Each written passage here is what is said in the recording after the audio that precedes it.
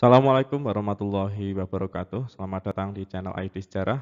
Pada kesempatan kali ini, ID Sejarah akan membahas mengenai kebijakan politik etis yang dicetuskan oleh Van de Venter pada tahun 1899. Oke, untuk mempersingkat waktu, marilah kita langsung masuk ke materi.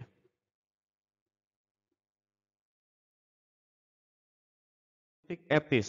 Apa itu politik etis? Politik etis adalah politik balas budi yang dicetuskan oleh Van de Venter dalam rangka mendesak pemerintah kolonial Belanda agar memberikan perhatian terhadap pribumi di Indonesia.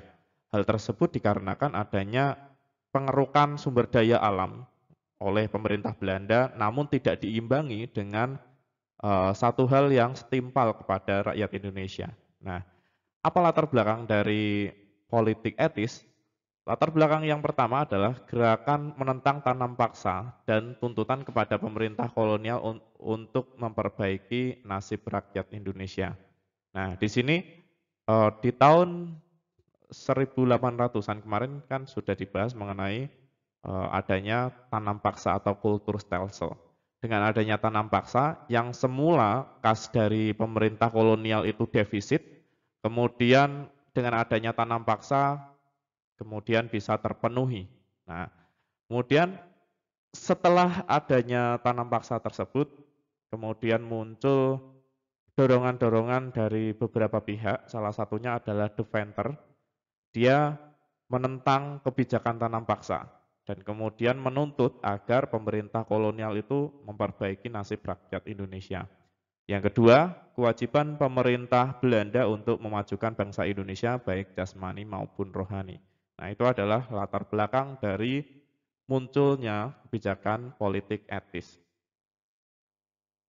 Nah, kemudian ini yang ketinggalan, penderitaan penduduk Hindia Belanda sejak diambil alih oleh pemerintah Belanda pada tahun 1799.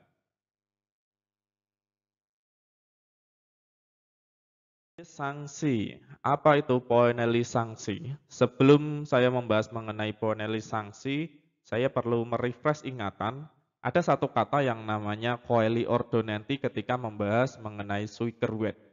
Nah, suikerwet itu adalah undang-undang gula, di mana wilayah Indonesia itu kemudian digalakkan untuk menanam perkebunan berbasis gula. Nah, salah satunya adalah tebu.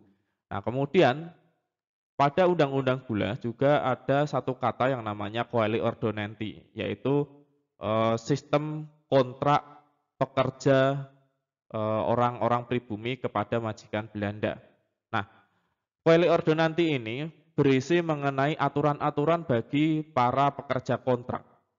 Nah, ternyata ketika ikut kepada majikan Belanda, banyak yang melarikan diri, entah itu dikarenakan adanya perlakuan yang tidak manusiawi atau jam kerja yang tidak manusiawi atau hal-hal lain yang melanggar ketentuan dari Suikerwet. Nah, kemudian banyak orang-orang dari pekerja Belanda yang kemudian melarikan diri. Untuk mencegah hal-hal tersebut, maka muncullah aturan yang namanya Poeneli sanksi. Poeneli sanksi itu merupakan aturan bagi orang-orang yang melanggar ketentuan kontrak kerja kepada pihak Belanda atau kepada majikannya.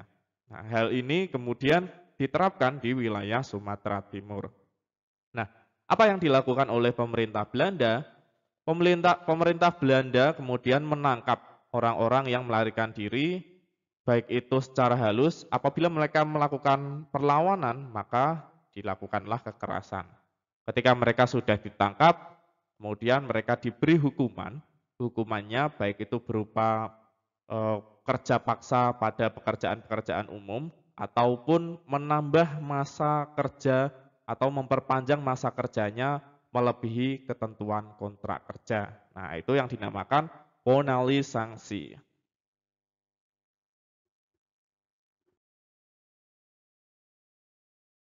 Kemudian kebijakan politik etis. Nah, politik etis dicetuskan oleh satu tokoh yang namanya Van de Venter.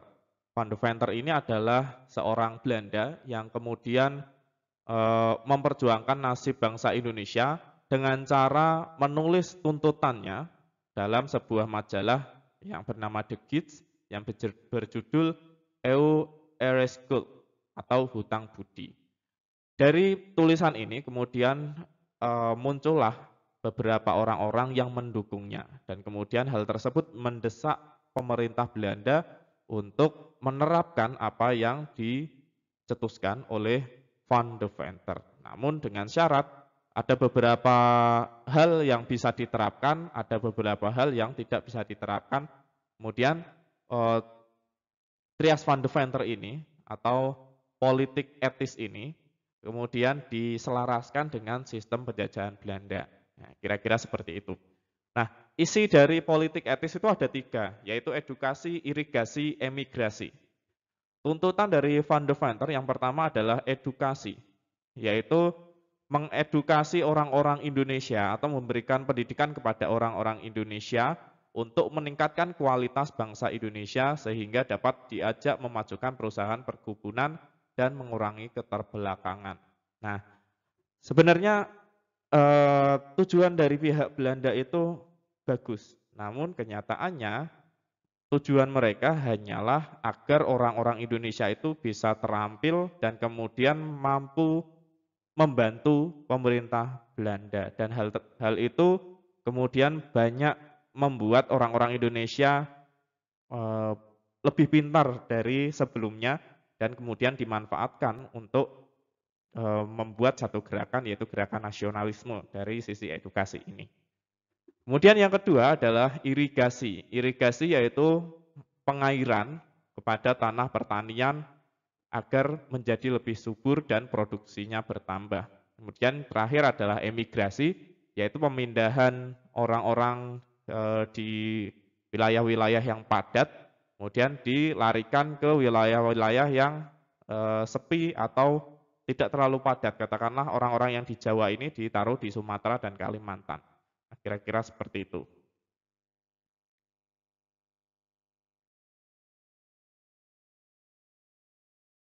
Tokoh-tokoh pendukung dari politik etis di sini kalian bisa baca sendiri ada 7 pendukung dari politik etis.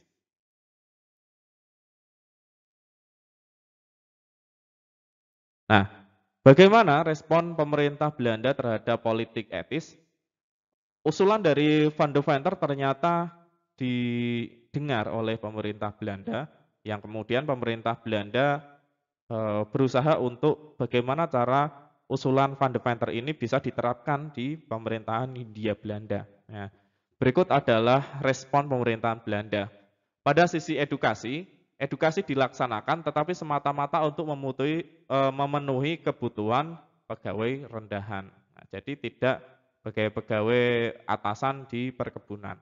Kemudian yang kedua, dalam bidang irigasi diadakan pembangunan dan perbaikan ke sektor-sektor pemilik dari orang-orang Hindia Belanda. Nah, kemudian pada sistem emigrasi, emigrasi juga dilaksanakan oleh pemerintah Belanda bukan untuk memberikan penghidupan yang layak serta pemerataan penduduk, tetapi untuk membuka hutan baru di luar Pulau Jawa bagi perkebunan dan perusahaan swasta asing. Jadi di sisi emigrasi ini orang-orang, katakanlah orang Jawa itu dimanfaatkan agar mereka membuka hutan-hutan yang ada di luar Jawa yang nantinya akan dimanfaatkan oleh pemerintah Hindia Belanda.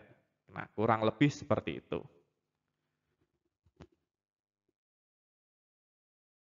Politik etis bagi bangsa Indonesia.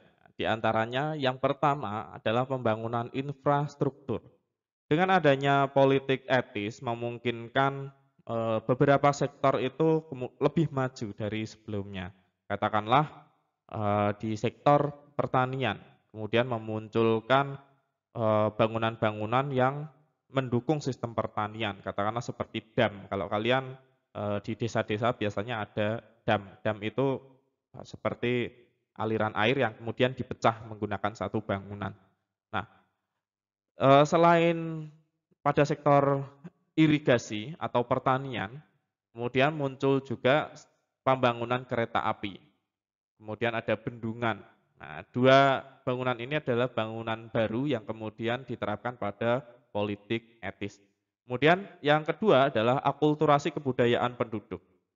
Dengan adanya pendidikan yang kemudian diterapkan oleh orang-orang pribumi, terutama pada bangsawan pribumi, maka mengalirkan percampuran kebudayaan, yaitu kebudayaan barat yang kemudian diakulturasi kepada pribumi Indonesia, terutama orang-orang bangsawan.